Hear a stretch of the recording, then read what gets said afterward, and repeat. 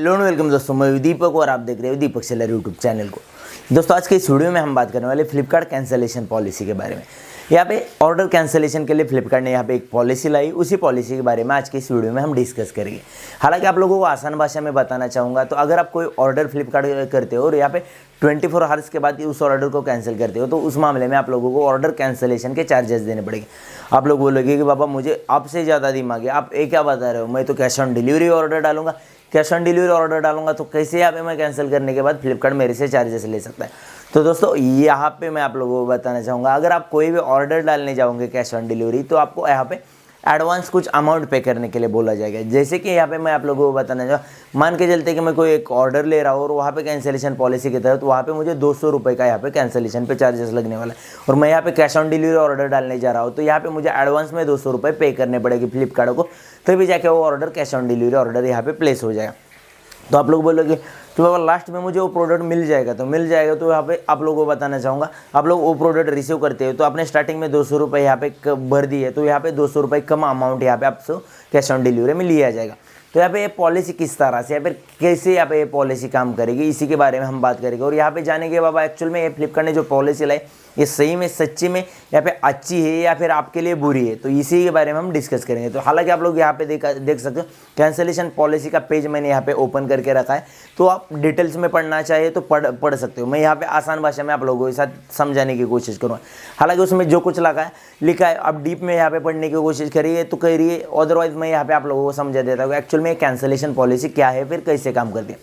देखिए यहाँ पे हम बात करते हैं यहाँ पे सेलर की। तो यहाँ पे फ्लिपकार्ट पे बहुत सारे सेलर है, बहुत सारे, मतलब आप भी सेलर बन सकते हो। अगर आपके पास कोई जीएसटी नंबर है और आपके पास कोई प्रोडक्ट है, आप जिसे ऑनलाइन सेल करना चाहे तो आप भी सेलर बन सकते हो। इस मामले में मान के चलते कि आप एक सेलर हो, आप यहाँ पे एक माइंड से निकाल दीजिए कुछ समय के लिए कि आप यहाँ पे एक बायर हो, आपको कोई प्रोडक्ट परचेस कर ले, आप दिमाग से निकाल दीजिए, आप दिमाग में पकड़ के चलिए आप एक सेलर हो और आप एक प्रोडक्ट यहाँ पे फ्लिपकार्ट पे लिस्ट करके रखा, और फ्लिपकार्ट पे कोई प्रोडक्ट यहाँ पे वो कोई तो ये बंदा आपको यहाँ पे एक ऑर्डर देता है, फ्लिपकार्ट पे ऑर्डर प्लेस करता है, वो ऑर्डर आपके पास आता है, आपको ऑर्डर वो शिप करना पड़ता है।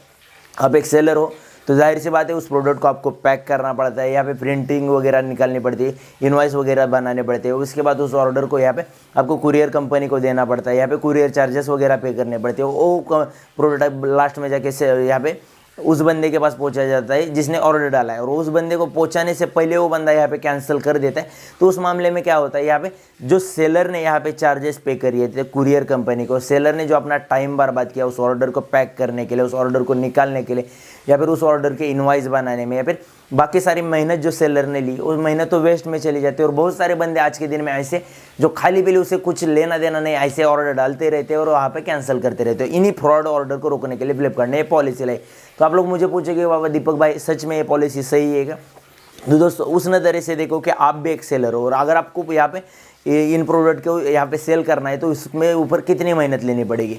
तो यहाँ पे देखिए कुरियर कंपनी के पास जाएगा और लास्ट में कैंसिल करोगे तो वहाँ पे जो कुरियर कंपनी को चार्जेस दिया वो चार्जेस यहाँ पे रिफंड नहीं होती है, तो उनकी मेहनत तो गई, उन्होंने तो वो शिप की है, तो वहाँ पे आप लोगों का यहाँ पे नुकसान होने वाला है इस पॉलिसी के तहत यहाँ पे कुछ अमाउंट का। तो आप लोग बोलोगे कि हर एक प्रोडक्ट को ये पॉलिसी यहाँ पे लागू होगी, तो मैं आप लोगों को बताना चाहूँगा हर एक प्रोडक्ट को ये पॉलिसी लागू नहीं होने वाली, ये सिलेक्टेड कैटेगरी में आएगी।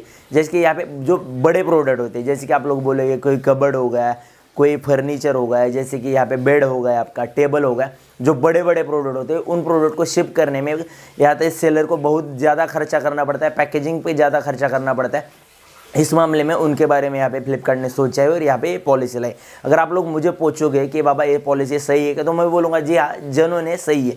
क्यों सही है तो मैं आप लोगों को बताना चाहूँगा। देखिए यहाँ पे अगर आपको किसी चीज़ की ज़रूरत है तो आप सच में यहाँ पे उस प्रोडक्ट की ऑर्डर डालोगे, यहाँ पे ऑर्डर डालोगे, आपको चाहिए, बेवजह ऑर्डर डालोगे कैंसिल करोगे तो वहाँ पे सेलर का नुकसान तो है ना। उस चीज़ नज़रिए से अगर आप देखोगे तो यहाँ पे पॉलिसी सही है। बस आज के इस वीडियो में इतना ही दोस्तों, यही पॉलिसी समझाने के लिए मैंने छोटा सा वीडियो बनाया। यहाँ पे वीडियो एंड होने को आया, अभी तक आपने हमारे चैनल को सब्सक्राइब नहीं किया होगा तो इससे बुरी बात मेरे लिए कुछ भी नहीं रहेगी दोस्तों। तो दोस्तों बस अगर आप लोगों को थोड़ा सा भी वीडियो अच्छा लगा होगा तो इस वीडियो को एक लाइक कर लीजिए और हमारे चैनल को यहाँ पे सब्सक्राइब करके बेल आइकन को क्लिक कर लीजिए। बस आज के इस वीडियो में इतना है दोस्तों, थैंक यू, जय हिंद, वंदे मातरम।